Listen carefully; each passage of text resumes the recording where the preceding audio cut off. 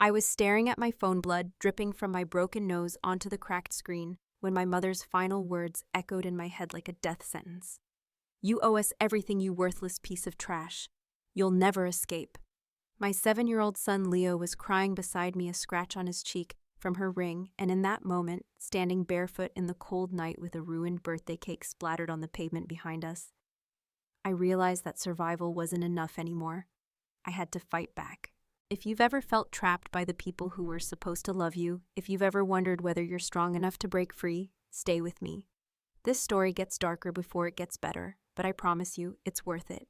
And if this resonates with you, please hit that like button, subscribe to hear more stories of survival and triumph, and drop a comment below telling me about a time you had to choose yourself over toxic family. Your story matters too. Let me take you back to where it all began 3 months before that night. Moving back to my childhood home at 32 felt like defeat wrapped in humiliation. Leo's emergency appendectomy had drained my savings. My ex had vanished to a P.O. box in Nevada, and the building sale gave us 30 days to vacate. 2 suitcases and a terrified 7-year-old later, I stood in front of the house on Maple Street, staring at the same white siding and black shutters from my teenage years. Carol's flower beds were immaculate as always. Everything looked perfect from the outside, exactly how she liked it. Richard answered the door, gray military cut and broad shoulders, still intimidating at 60. He grabbed our suitcases without a word and disappeared inside. That was my putter. Silent, emotionless, at least where I was concerned. Carol appeared next, impeccable in pressed slacks and her signature bob, looking at me with that familiar expression. Disappointment mixed with resignation, as if I was a burden she'd agreed to bear but deeply resented. "Well," she said crisply, "I suppose you'd better come in. Leo, darling, come give Grandma a hug." Leo ran to her and received the warm embrace I never had. Her love had always been conditional, requiring perfect grades and flawless behavior. Even then, it was never enough. My old bedroom awaited us, barely big enough for the double bed.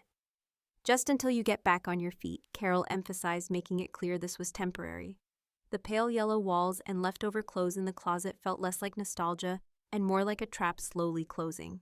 Carol's rules came fast. No noise after 8 p.m., no shoes inside, no dishes in the sink, ever. Don't touch Richard's thermostat. The TV belonged to Carol. We existed in the margins of their lives, trying not to take up space. Jessica, my 26-year-old sister, occupied the master bedroom upstairs, with its ensuite bathroom and walk-in closet. Carol had transformed it into a creative space, complete with ring lights, designer handbags on display, and enough makeup to stock a boutique. Jessica was everything I wasn't. Petite blonde, effortlessly beautiful. Homecoming queen, prom queen, voted most likely to be famous. She dropped out of community college after 1 semester because formal education was limiting her creative potential. Now she was building a career as an influencer, which meant posting selfies and Pinterest quotes, while our parents funded every outfit, vacation, and brunch. Her 15,000 Instagram followers were Carol's favorite bragging point. Jessica is building a brand. She's an entrepreneur. The fact that Jessica had never earned a single dollar seemed irrelevant. I found work at Henderson's Place, a 24-hour diner, where the vinyl booths were more duct tape than vinyl. Mr. Henderson looked at my thin resume and asked, "Can you start tonight?" The night shift paid an extra $1.50 per hour and meant avoiding Carol. I worked 10 p.m. to 6 a.m., slept, while Leo attended the free summer program, then tried to be present for him despite the exhaustion. Mr. Henderson's kindness nearly broke me. When I dropped a tray on my 3rd night and started apologizing frantically, he just handed me a broom. "Happens to everyone. Clean it up and move on." The tips were good. Truckers were generous, regulars were kind, and every penny went into an envelope hidden in my winter coat. $50, $100, $200. I had a goal. Mrs. Chen's tiny apartment above the laundromat on 3rd Street, 600 square feet with a kitchenette and a bathroom where you could shower while sitting on the toilet. But it had a separate bedroom for Leo. Deposit was $800. First and last month's rent was another $1,000. I needed $1,800 to escape. Carol's comments were a constant poison. "You smell like grease. Shower before you touch anything." When I cooked, she hovered. "Too much salt. You'll give the boy high blood pressure. Didn't I teach you anything?" But her real weapon was comparison. "Jessica got free products from a brand today. Companies are paying her. She's really making something of herself." The message was always clear. Jessica was succeeding. I was failing. Jessica was valuable. I was garbage. Richard never contradicted her, just grunted agreement from his recliner. When he did speak, it was to enforce her rules. Your mother says you left a light on. We're not made of money, Sarah.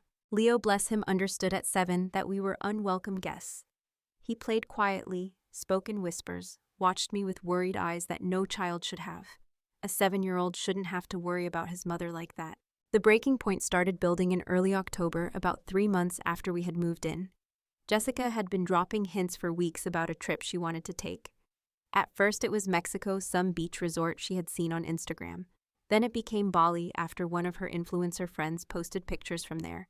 Finally, it evolved into this grand plan for a 3-week tour of Southeast Asia to create content and build her portfolio. The problem, as always, was money. Jessica's credit cards were maxed out. She had 3 of them, all with balances in the thousands. Carol had co-signed for them years ago when Jessica turned 21, convinced that her baby girl needed them for emergencies. Except Jessica's definition of emergency included designer handbags and first-class tickets to influencer conventions in Miami. I was in the kitchen one morning making Leo breakfast before his day program when Jessica floated in. She was wearing silk pajamas that probably cost more than my entire wardrobe and had her phone in her hand as always. She poured herself coffee, added an excessive amount of cream and sugar, and perched on a bar stool. Sarah, she said, her voice dripping with artificial sweetness, I need to talk to you about something important. I flipped Leo's pancake and waited. So I have this incredible opportunity. There's this whole Southeast Asia route that all the top influencers are doing right now. Bali, Thailand, Vietnam. The content potential is insane. Like, this could really take my career to the next level. She paused, watching me. The thing is, I need to take out a personal loan to cover the expenses. Flight, hotels, excursions. It's an investment, really, in my future. I put Leo's pancake on a plate and cut it into pieces. Okay, I said carefully.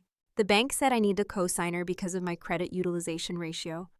It's just a formality, obviously. I'll be making money from sponsored content during the trip, so paying it back won't be an issue. She smiled at me, that pageant smile she had perfected in high school. I was thinking you could co-sign for me. You know, as sisters, family helping family. I stopped cutting. Jessica, I can't co-sign a loan for you. Her smile faltered. Why not? Because if you don't pay it back, I'm responsible for it. And co-signing will affect my credit score, which I need to rebuild right now. I'm trying to rent an apartment. I can't take that risk. Risk? She laughed, but it wasn't a pleasant sound. Sarah, I'm your sister. There's no risk. I'm going to pay it back. Then you don't need a co-signer, I said, putting the plate in front of Leo and kissing the top of his head. If the bank is confident you'll pay it back, they'll give you the loan without one. Jessica's face went red. That's not how it works, and you know it. God, you're so selfish. I'm trying to build a career here, and you won't even help your own sister. I'm not being selfish. I'm being realistic. I can't afford to put my credit at risk. She slammed her coffee cup down on the counter, hard enough that some sloshed over the side. Whatever. I'll ask Mom. At least she understands the value of family loyalty. She stormed out, leaving me to clean up the spilled coffee. Leo looked up at me with worried eyes. Is Aunt Jessica mad at you? She'll be okay, baby, I said, even though I knew this was far from over. That evening, when I woke up from my pre-work nap, Carol was waiting for me in the hallway outside my bedroom. Her arms were crossed, and her expression was thunderous. I need to speak with you, she said. It wasn't a request. I followed her downstairs to the kitchen, my stomach knotting with dread. Richard was there too, sitting at the table with a beer, which meant this was serious. He only drank beer when Carol called a family meeting, which was never good news for me. Jessica told me about your conversation this morning. Carol began, her voice tight with controlled anger.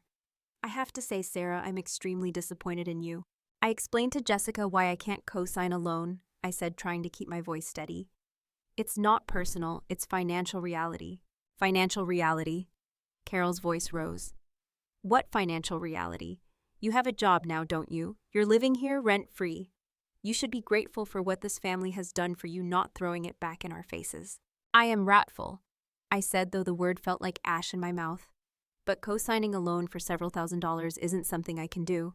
If Jessica defaults, I'm responsible for the entire amount. That could prevent me from getting an apartment. Richard spoke up for the first time. Your sister needs your help. Family helps family. That's how it works. I understand that, but there are limits to what I can do. I have Leo to think about. I need to rebuild my credit, not damage it further. Carol took a step closer to me. Let me be very clear about something. You came to us with nothing. No money, no prospects, nowhere else to go. We took you in. We're feeding you. We're giving you a roof over your head. And now when your sister needs one small favor, you refuse. That's not how this family operates. It's not a small favor, I protested. It's a legal obligation for thousands of dollars. Your sister is trying to build a career, Carol continued as if I hadn't spoken. She has ambition, she has dreams. She's not content to waste her life serving coffee to truckers at some greasy spoon diner. She's actually trying to make something of herself. The words hit like a slap. I'm trying to make something of myself, too. I'm working to support my son. Are you? Carol's laugh was cold. Because from where I'm standing, you're barely surviving. You work at a diner. You live in your childhood bedroom. You have no car, no savings, no prospects. Meanwhile, Jessica has 15,000 Instagram followers. She gets invited to events. People want to work with her. Can you say the same? I felt tears prickling at my eyes and hated myself for it. I'm doing my best. Well, your best isn't very good, is it? Carol said. Maybe if you weren't so selfish, if you actually cared about this family, you'd want to help your sister succeed. But no, you only think about yourself. Just like always. That's not fair, I whispered. Life isn't fair, Sarah. You should have learned that by now. Now are you going to co-sign this loan for your sister, or are you going to continue being selfish? I looked at Richard, hoping for some support, some sign that he saw how unreasonable this was. But he just stared at me with flat, emotionless eyes and said, Your mother asked you a question. I can't, I said, my voice barely audible. I'm sorry, but I can't do it. Carol's eyes went cold. I see. Well, I hope you're prepared for the consequences of that decision. She walked out. Richard followed her without another word. I stood alone in the kitchen, shaking, wondering what those consequences would be. Over the next 2 weeks, I found out. Carol's campaign against me was subtle but devastating. She stopped buying groceries that Leo and I could eat, claiming she couldn't afford to feed extra mouths indefinitely. When I started buying our own food and keeping it in our room, she complained to Richard that I was being disrespectful and isolating myself from the family. She started making pointed comments about how long we had been staying there, how she had never intended for it to be permanent, how at some point I needed to figure things out. She also started poisoning the well in our small town. Carol was active in the community, involved in the church, knew everyone. She began telling people in confidence, of course, that I was having difficulties, that I was struggling with my mental health, that she was worried about Leo being in my care. Nothing concrete enough to be challenged, but enough to plant seeds of doubt. I didn't realize how bad it was until I ran into Mrs. Gable at the grocery store. She was an elderly woman who had lived on our street since before I was born. She had always been kind to me, but when I said hello, she looked at me with pity and concern. Oh, Sarah dear, she said, patting my arm. Your mother told me you've been having a hard time. Are you getting help? Professional help, I mean. My blood went cold. I'm fine, Mrs. Gable, just working and taking care of Leo. Of course, dear, but your mother is so worried. She said you've been under a lot of stress. Sometimes we need support, you know, there's no shame in that. I smiled tightly and excused myself, my hands shaking as I pushed my cart away. Carol was setting up a narrative. If I pushed back, if I contradicted her, it would look like denial. If I said nothing, people would assume it was true. My savings grew slowly. $400, $500, $650. Every dollar was a step closer to freedom, but it felt like trying to bail out a sinking ship with a teaspoon. At work, Mr. Henderson noticed my distraction. You doing okay, kid? He asked one night during a slow period. I nodded, not trusting myself to speak. You know, he said, wiping down the counter. I've been doing this a long time. I can tell when someone's carrying a heavy load. You don't have to talk about it if you don't want to, but if you need anything, you let me know. Okay. His kindness almost broke me. Thank you, I managed. Leo's birthday was November 15th. I had been planning for it for weeks. I couldn't afford much, but I had seen a small cake at the bakery downtown, a chocolate cake with white frosting and simple decorations. It was $30, which was more than I wanted to spend. But Leo loved chocolate, and he had been so good, so patient, dealing with all the upheaval in his life. He deserved one day that was just about him. I finished my shift at 6 a.m. on the morning of his birthday, exhausted but determined. The bakery opened at 7. I waited outside like a kid myself, watching the baker through the window as she unlocked the door. I bought the cake, had them write "Happy Birthday, Leo" on it in blue frosting, and carried it home carefully. It was just past 7:30 when I got home. The house was quiet. Carol was usually up by now doing her morning routine, but I didn't hear any movement. Good. Maybe I could get the cake into the fridge and surprise Leo when he woke up. I pushed open the door and immediately felt something was wrong. The air felt charged electric with tension. I walked toward the kitchen and froze. Carol was sitting at the kitchen table. Spread out in front of her like playing cards was every bill from my envelope. My $850. Money I had earned in grease-stained clothes and aching feet, every dollar representing hours of my life. She held the envelope in one hand, examining it like evidence. "What are you doing?" My voice came out high and thin. She looked up at me, and her expression was something I had never seen before. Pure, undiluted rage. "I was looking for something in your closet, and I found this, hidden, in your coat pocket." She waved the envelope. $850. Were you planning to sneak away, just disappear in the middle of the night without a word? "That's my money," I said, my heart hammering. "I saved that for Leo and me, for an apartment." "Your money," Carol stood up. "Everything you have is because of us. This roof over your head, the food you eat, even that job you have, you only got it because you're living here and we're watching Leo. And this is how you repay us, by hoarding money and planning to abandon this family." "I'm not abandoning anyone. I'm trying to build a life for my son. By refusing to help your sister, by isolating yourself, by plotting behind our backs." Her voice was rising with each question. "You're 32 years old and you're acting like a selfish teenager." From the living room, I heard Richard's heavy footsteps. "What's all the yelling about?"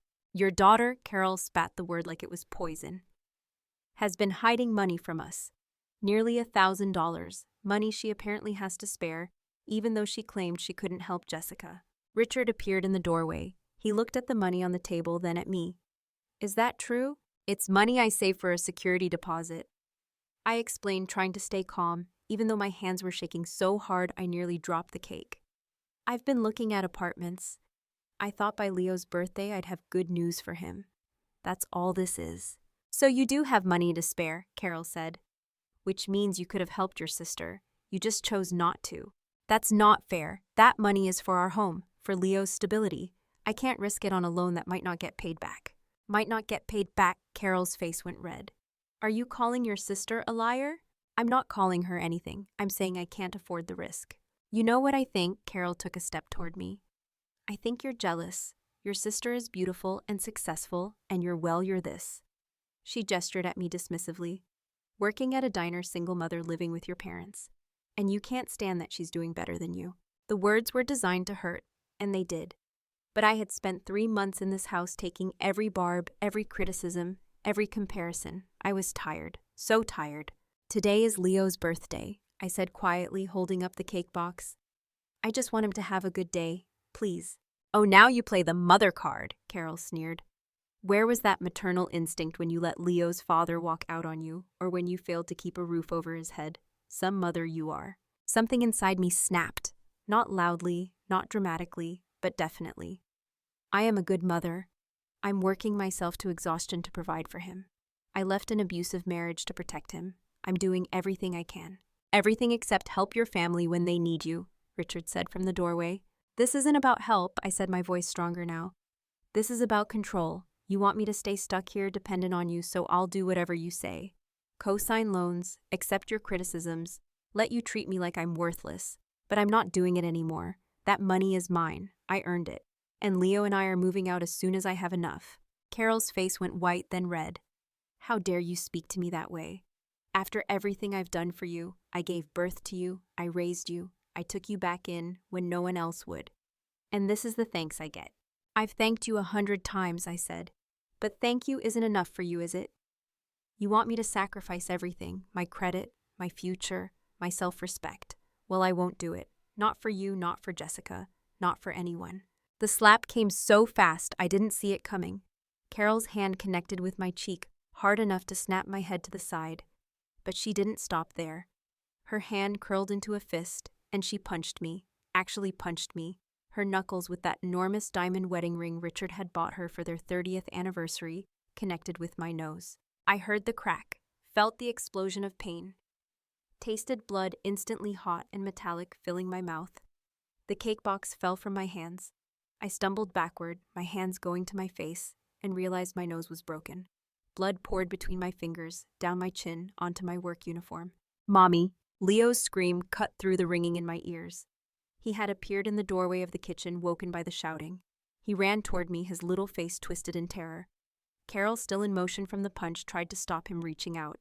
Her ring, that damn diamond ring, caught his cheek and left a thin red line across his face. Leo screamed again, this time from pain and fear. He crashed into me, and I wrapped my arms around him even though everything hurt, even though I couldn't breathe through my nose, even though blood was getting all over his pajamas. "Look at what you made me do," Carol said, breathing hard. She was staring at her hand like she couldn't believe what she had just done. But then her face hardened. "This is your fault, all of this. If you had just been reasonable, if you had just helped your sister like a normal person, none of this would have happened." I looked at her through the blood and the pain and the fear, and I saw her clearly for the first time in my life. She wasn't going to change. She wasn't going to suddenly become the mother I had always wanted. This was who she was. This was who she had always been. "Come on, Sarah," Richard said, and for a moment I thought he was going to help me. But then he grabbed my arm, his grip bruising. "Stop crying. You're making this dramatic. It was an accident. Your mother didn't mean it." I pulled away from him with strength I didn't know I had. "Don't touch me. Don't you dare talk to your father that way," Carol said. She pointed at me, her finger shaking. "You think you can leave. You think you can make it out there on your own. You're nothing without this family. You're garbage, Sarah. Garbage. And you'll come crawling back within a week begging us to take you in again, because that's all you are. That's all you'll ever be." I looked down at Leo, who was sobbing into my shoulder, his small body shaking. I looked at the cake on the floor, chocolate and white frosting mixing with my blood. I looked at the money still scattered on the table, money I had earned with my own hands, and I made a decision. I didn't say another word. I just picked Leo up, grabbed my purse from the hook by the door, and walked out. Carol yelled something behind me, but I didn't stop. Richard called my name, his voice angry. I kept walking. I wasn't wearing shoes. I had taken them off when I got home from work, following Carol's rules one last time. The November morning was cold, and the pavement was rough under my bare feet. Leo was still crying, asking me what was happening, if I was okay. I couldn't answer him because blood was still pouring from my nose, and when I tried to talk, I choked on it. I walked for 3 blocks before my legs gave out. There was a small park at the corner of Elm and 5th, just a patch of grass with a few trees and a bench. I collapsed onto the bench and tried to assess the damage. My nose was definitely broken. I could feel it crooked under my fingers. Leo's cheek had stopped bleeding, but the scratch was angry and red. His pajamas were covered in my blood. He was still crying, hiccuping sobs that broke my heart. "I'm okay, baby," I lied, pulling him close. "Mommy's okay." "You're bleeding," he whispered. "I know, but I'm going to be fine. We're both going to be fine." I didn't believe it, but I said it anyway because that's what mothers do. Leo reached into his pocket and pulled out something. It was a piece of the birthday cake somehow saved when everything else had been destroyed. It was squashed and covered in lint from his pocket, but he held it up to me like a treasure. "Look, Mommy," he said, his voice small. "I saved some. We can still have cake for my birthday." He took a tiny bite, and despite the tears still wet on his face, he smiled. "It's still good." In that moment, sitting on a cold bench in a park at 7:30 in the morning, barefoot and bleeding with a traumatized child in my arms, I felt something shift inside me. Not hope exactly, not even determination. It was colder than that. Harder. It was the absolute certainty that I would never ever let anyone hurt my son again, and I would never let anyone make me feel worthless again. Carol had called me garbage. She had looked at me with contempt and hatred and told me I was nothing. For 32 years, I had believed her on some level. I had internalized every criticism, every comparison to Jessica, every suggestion that I wasn't good enough. But sitting there watching my son eat a piece of ruined birthday cake and smile like it was the best thing he had ever tasted, I realized something. She was wrong. I had survived an abusive marriage. I had protected my son by leaving it. I had worked myself to exhaustion to provide for him. I had saved $850 from nothing. I had done all of that while living in a house where I was constantly told I was failing. And I was still standing.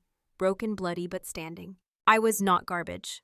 I was a survivor. And I was going to make damn sure that Leo grew up knowing that love shouldn't hurt, that family shouldn't tear you down, and that sometimes the strongest thing you can do is walk away. But first, I needed help. I picked up Leo and started walking again. My feet left small bloody prints on the sidewalk. Everything hurt. But I knew where I was going. Henderson's place was 4 blocks away. The breakfast rush was starting when I pushed through the door, Leo still in my arms. The bell above the door chimed. Conversation stopped. Everyone turned to look at us. I must have been a sight barefoot and covered in blood, carrying a child in bloodstained pajamas. "Sarah," Mr. Henderson's voice cut through the silence. He came around the counter faster than I'd ever seen him move. "Oh my God, Frank, call 911. He reached for me and I let him take Leo from my arms. My legs finally gave out completely and I collapsed onto the floor of his diner. "No ambulance," I managed to say through the blood. "Can't afford it." "Forget the ambulance," Mr. Henderson said to Frank, one of his cooks. "I'm taking her myself." Lucy watched the front. I tried to protest, but the world was tilting. Mr. Henderson picked me up like I weighed nothing and carried me to his old truck parked behind the diner. He settled me in the passenger seat and put Leo in my lap, then drove faster than was probably legal to the urgent care clinic 3 miles away. At the clinic, things happened in a blur. A nurse took one look at me and rushed us to the back. A doctor examined my nose, confirming it was broken, and very gently set it. It hurt so much I nearly passed out. They cleaned the blood off my face, examined Leo's scratch, and asked me questions in low, gentle voices. "How did this happen?" the doctor asked. And for the first time I told the truth. "My mother hit me, she punched me. I left with my son and I'm not going back." The doctor, a tired-looking woman in her 50s with kind eyes, nodded. "I need to take photographs of your injuries for documentation. Is that okay?" I nodded. She took pictures from every angle. The bruising was already starting, my entire face turning purple and black. She photographed Leo's scratch too. She gave me paperwork pamphlets about domestic violence resources, numbers for shelters, and legal aid services. "You're very brave," she said quietly. "A lot of people don't leave." I didn't feel brave. I felt broken. But I took the paperwork and thanked her. Mr. Henderson drove us back to the diner. He took us upstairs to his apartment, a small place above the restaurant that was neat and sparse. He gave me clean clothes, found a t-shirt for Leo, and made us breakfast neither of us could eat. "You're staying here tonight," he said. It wasn't a question. "I've got a guest room that nobody uses. Take it, rest, figure out your next move." "I can't ask you to do that," I protested weakly. "You're not asking, I'm offering. Now eat something, you need your strength." That afternoon he drove me to the bank where I had my account. I withdrew my entire savings, all $850 that Carol hadn't managed to take. Then he drove me to the police station. Officer Miller was a woman in her 40s with short dark hair and a no-nonsense attitude. She took my statement without judgment, wrote everything down in careful detail, and looked at the photos from the clinic. When I got to the part about Leo being scratched, her jaw tightened. "I'm going to be very honest with you, Sarah," she said. "What happened to you is assault. What happened to your son could be considered child endangerment. You have every right to press charges if you want to. But even if you don't, you need a restraining order. Today, right now." "Will it help?" I asked. "It creates a legal boundary. If she violates it, there are consequences. It puts on record that this happened, that you're taking steps to protect yourself and your child. Yes, it will help." So I filed for a temporary restraining order. Officer Miller walked me through the paperwork, explaining each section, making sure I understood what it meant. By the time we left the police station, it was late afternoon, and Leo was exhausted, his eyes heavy with the kind of fatigue that comes from emotional trauma. Mr. Henderson fed us again that night, soup and bread because I still couldn't chew properly. He had found some of his grandson's old toys in a closet and gave them to Leo, who played quietly while the adults talked. "What's your plan?" Mr. Henderson asked me. "I don't know," I admitted. "I need to find somewhere to live. I need to keep working. I need to make sure Leo is safe." "The apartment you were looking at," he said. "The one above Mrs. Chen's laundromat. You still want it?" "I don't have enough money for the deposit yet." He stood up and went to a drawer in his kitchen. He came back with a checkbook and wrote out a check. "Consider it a loan, no interest. Pay me back when you can." The check was for $1,000. I stared at it, at this man who barely knew me, who had no reason to help me, who was offering me a lifeline without asking for anything in return. "I can't take this," I whispered. "Yes, you can. You're one of the best workers I've ever had. You show up on time, you work hard, you're kind to customers. That's worth investing in. Besides," he smiled slightly, "something tells me you're going to pay me back with interest whether I want you to or not." He was right about that. The next day, with a face that looked like I'd gone 10 rounds with a professional boxer, I went to see Mrs. Chen. She took one look at me and asked no questions. She showed me the apartment again and I signed the lease. Mr. Henderson helped me move in, which didn't take long since I owned almost nothing. A few clothes, some of Leo's toys. That was it. The apartment was empty and cold, and the heater barely worked, but it was ours. That first night, Leo and I slept on the floor wrapped in blankets Mr. Henderson had given us, and it was the best sleep I'd had in months because I knew nobody was going to come through that door and hurt us. 2 days later, I received notification that my restraining order had been granted. Carol and Richard were prohibited from coming within 500 feet of me or Leo. They couldn't call, couldn't text, couldn't contact me through third parties. The order was good for 30 days with a hearing scheduled at the end of that period to determine if it should be extended. Carol's response was predictable. Since she couldn't contact me directly, she launched a war by proxy.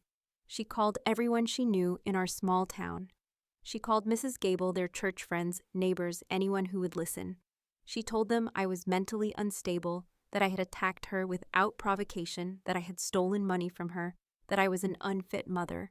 She painted herself as the victim of an ungrateful, disturbed daughter. Some people believed her. I could see it in the way they looked at me when I walked through town, in the whispers that followed me. But others had their doubts. Mrs. Gable, bless her, had seen me at the grocery store a week after the incident, my face still a mess of bruises. No amount of Carol's lies could explain that away. The nuclear option came 3 weeks after I moved out. I was at work when my phone rang. An unknown number. I almost didn't answer, but something made me pick up. Ms. Mitchell, this is Karen Foster from Child Protective Services. We need to schedule a time to meet with you regarding your son, Leo. My blood turned to ice, and why? We received a report of suspected neglect. It's standard procedure to investigate. When would be a good time for a home visit? Carol. Of course it was Carol. She couldn't attack me directly because of the restraining order, so she had weaponized the system designed to protect children. Tomorrow, I said, my voice shaking. Anytime tomorrow. The sooner we can resolve this, the better. I spent that entire evening cleaning the apartment, which was already clean, and organizing what few possessions we had. I was terrified. What if they took Leo away? What if Carol's lies were believable enough that they thought I was unfit? What if all my efforts to protect him ended up with me losing him anyway? Karen Foster arrived at 10 a.m. the next morning. She was a woman in her 30s with tired eyes and a large bag. She introduced herself politely and asked if she could come in. I let her in, my heart hammering. She looked around the apartment. It was small and sparsely furnished, but it was clean. The heat worked now barely, but it worked. Leo had a bed, a small one Mr. Henderson had found at a yard sale. There was food in the fridge, not much, but enough. She asked to speak with Leo alone. I waited in the hallway, trying not to panic, while she talked to him in the bedroom. After 15 minutes that felt like 15 hours, she came out. Ms. Mitchell, I've reviewed the police report from your assault. I've seen the medical documentation. I've examined your apartment and spoken with your son. She paused. The complaint we received alleged that you were neglecting Leo, that you had no stable housing, and that you were abusing substances. None of that appears to be true. I felt tears of relief start to fall. It's not true. I would never hurt him. Everything I've done has been to protect him. I can see that, she said gently. Leo is clearly well cared for and loved. This apartment is small but appropriate. You're employed and you have documentation of the domestic violence you experienced. I'm closing this case as unfounded. You should know, however, that the person who filed this report gave her name as Carol Mitchell. Is that your mother? Yes, I whispered. She nodded, unsurprised. Unfortunately, we see this sometimes. Retaliatory reports from family members. I'll be noting in my file that this appears to be a case of that. If she files again, it will be on record that the first report was false. After she left, I sat on the floor of my tiny apartment and cried. Not from sadness, but from rage. Carol had tried to take my son away from me. She had weaponized a system meant to protect children because I had dared to leave, dared to say no, dared to choose myself and Leo over her control. That was the moment something fundamental changed in me. The fear transmuted into something colder and harder. I had spent my whole life trying to earn Carol's love, trying to be good enough, trying to make her see my value. But she had just tried to destroy me completely. There was no going back from that. No reconciliation, no forgiveness. If she wanted war, she was going to get it. But on my terms. I threw myself into work with a single-minded determination. During the day while Leo was at school, he had started first grade a few weeks before everything fell apart. I would sleep for 4 hours and then wake up to experiment with baking. I had always been good at it, something my grandmother had taught me before she passed away when I was 12. I started making cakes and cookies in my tiny kitchen using recipes I remembered and new ones I found online. Mr. Henderson let me sell my baked goods at the diner. At first, it was just a few cookies by the register, a quarter each, but people loved them. They started asking if I could make birthday cakes, anniversary cakes, desserts for parties. I said yes to everything, even though I had no idea what I was doing half the time. I made mistakes constantly. Cakes that collapsed in the middle, frosting that was too thin or too thick, cookies that burned around the edges. But I learned from each failure. I watched YouTube videos after Leo went to bed, took notes, practiced until my hands ached. Mrs. Chen, my landlord, became an unexpected ally. She tried one of my lemon bars and immediately ordered 2 dozen for her daughter's baby shower. She told her friends who told their friends. Slowly, painfully slowly, I started to build a customer base. I set up a Facebook page for my baking. I called it Sweet Haven because that's what I was trying to create. A haven. A place of safety and sweetness after all the bitterness. I posted pictures of my creations, took orders online, delivered them personally. The money was inconsistent at first. Some weeks I would make $50, other weeks $200, but it was mine. I was building something brick by brick, cake by cake. Mrs. Gable became one of my most vocal supporters. She tried my lemon bars at a church bake sale and loudly proclaimed them the best she had ever tasted. When someone mentioned Carol's version of events, Mrs. Gable shut it down. "I don't know what happened in that family," she said firmly, "but Sarah works harder than anyone I know, and her son is a polite, happy child. That tells me everything I need to know about her character." 6 months passed, then 8, then 10. The restraining order was extended and then made permanent. Carol was legally prohibited from contacting me or coming near me. She continued her whisper campaign, but it had less and less effect as people saw me working, saw Leo thriving, saw the evidence of my dedication. I saved every penny I could. The loan from Mr. Henderson was paid back within 6 months. He tried to refuse the repayment, but I insisted. He had given me a chance when no one else would, and I wasn't going to take advantage of that. By the time Leo's 8th birthday approached, a full year after that horrible night, Sweet Haven was doing well. Not thriving exactly, but stable. I had rented a small storefront in a strip mall on the edge of town. It was barely 300 square feet, but it had a commercial oven and a display counter. I had hired 2 part-time employees, both women who were also rebuilding their lives after escaping difficult situations. We understood each other in a way that didn't require words. And then, like a gift from the universe, Carol handed me the opportunity I didn't even know I had been waiting for. It started with an email to my business account. The subject line read, "Dessert request for Founders Day Festival." The sender was listed as Jessica Mitchell Events. I opened it with a sense of déjà vu. The email was professionally worded, clearly copied from a template. It requested a quote for providing desserts for the town's annual Founders Day Festival, a big event that drew hundreds of people.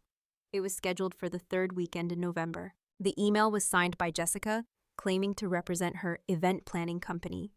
I almost laughed. Jessica didn't have a company. She still lived with Carol, and Richard still posted selfies and called it a career. But apparently Carol had been bragging to the festival committee that Jessica's company would handle the desserts, and now they needed to actually deliver. And of course they expected me to do the work. I read the email 3 times, considering my options. A year ago, I might have been tempted to do it, to prove myself, to show Carol and Jessica what I was capable of, to try one more time to earn their approval. But I wasn't that person anymore. I had spent a year building something real. I had earned respect through hard work, not through trying to please people who would never be satisfied.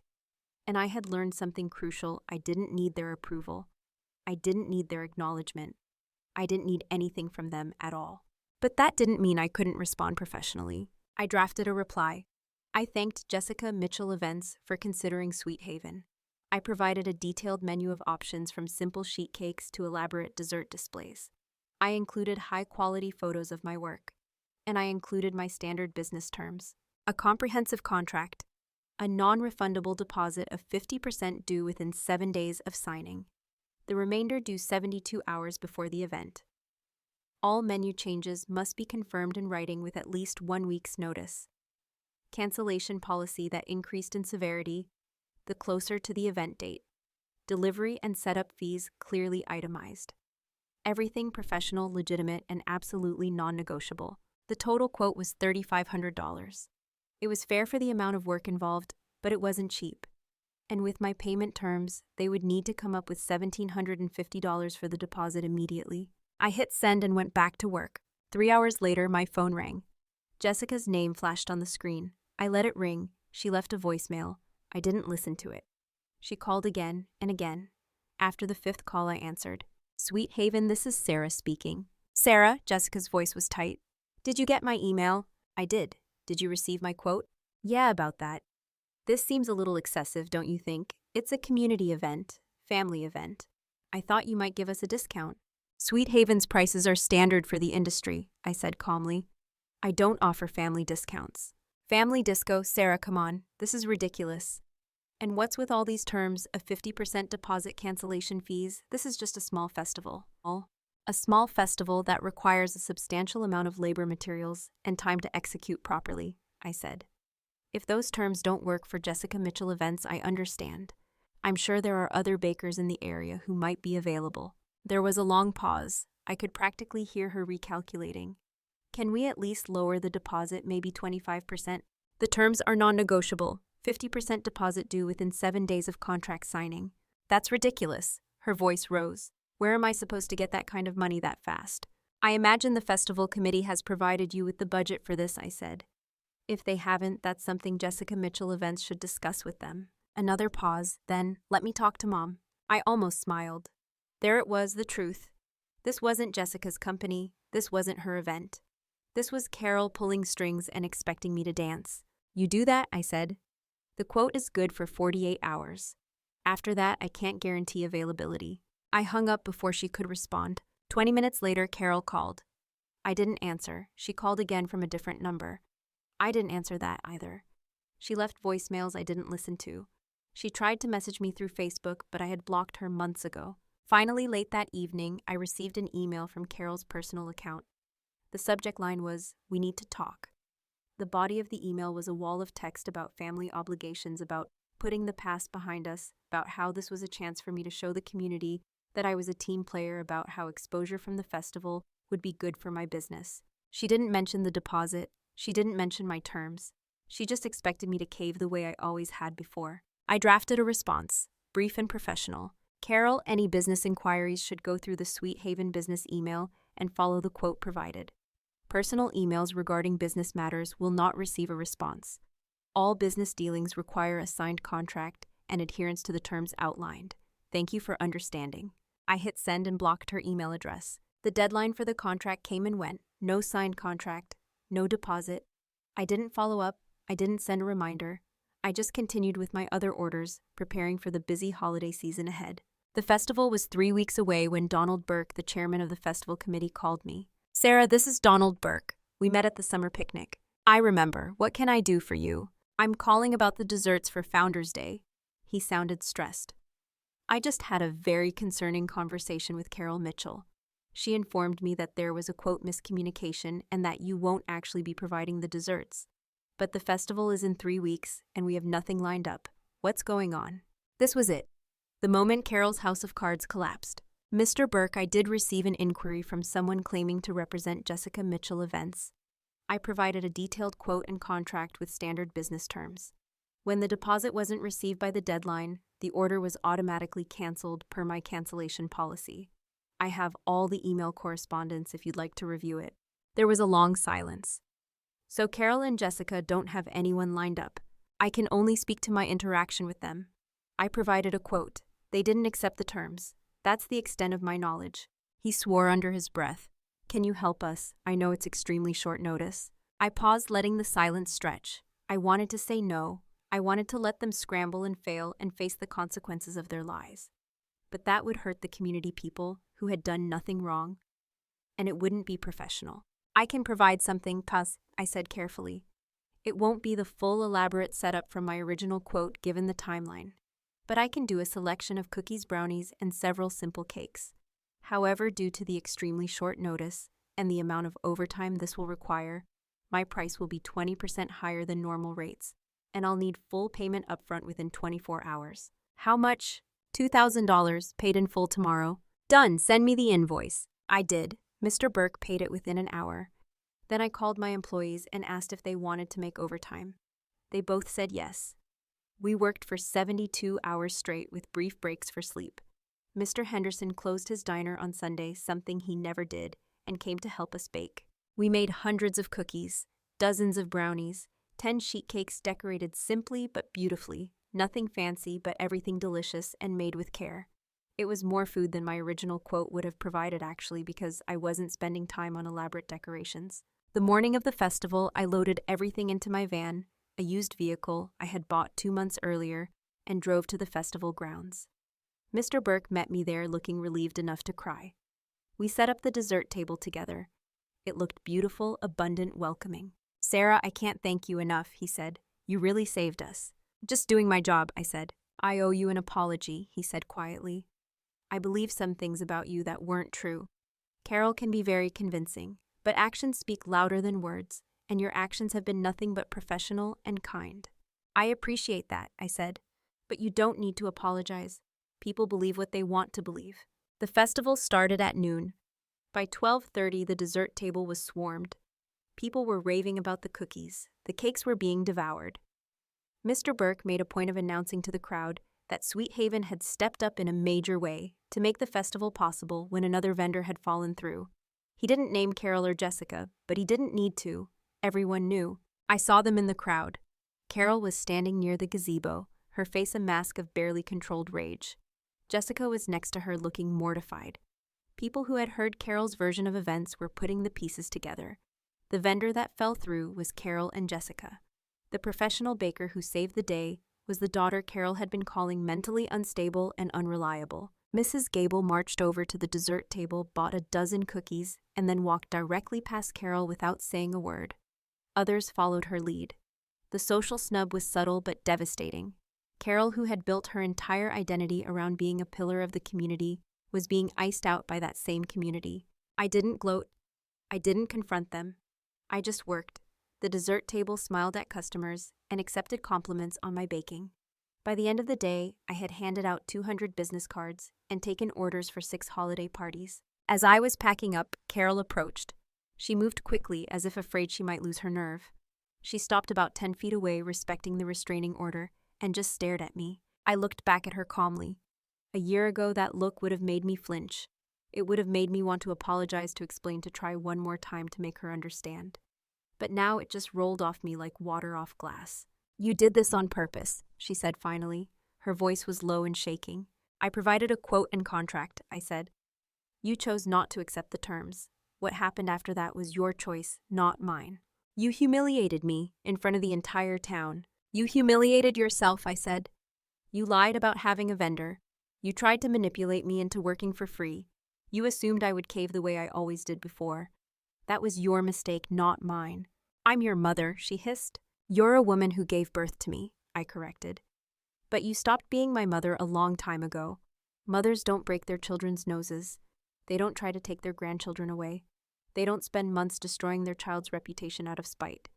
You did all of that. So no, you don't get to call yourself my mother anymore." She opened her mouth, then closed it.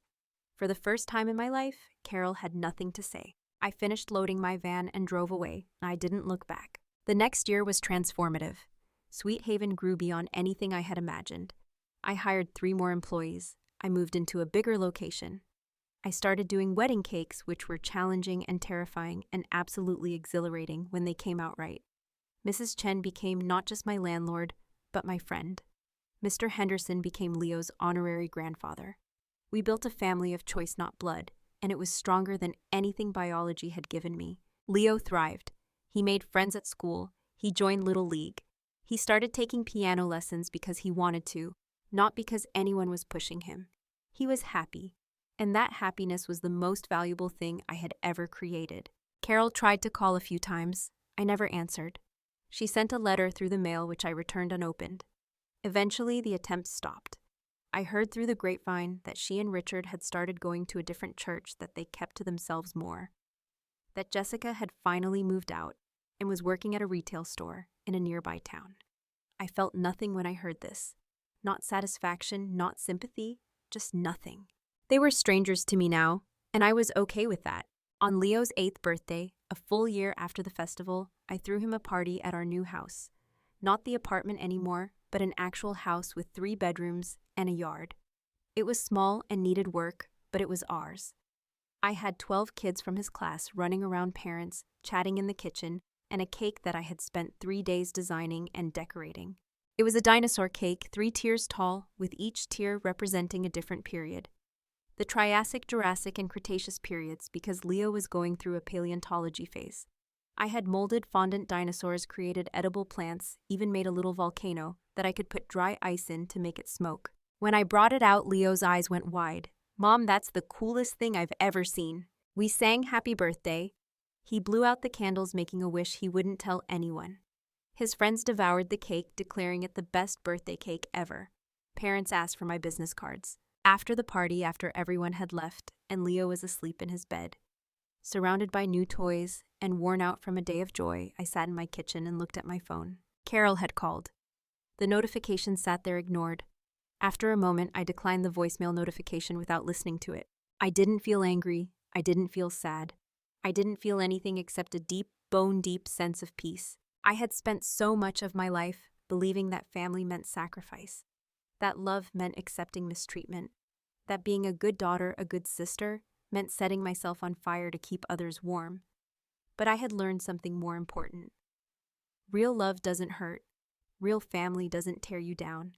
And the best thing I could do for my son was show him that it's okay to walk away from people who hurt you, even if they're related to you by blood. Sweet Haven is thriving now. I have 3 employees, a steady stream of orders, and a reputation for quality that I earned myself.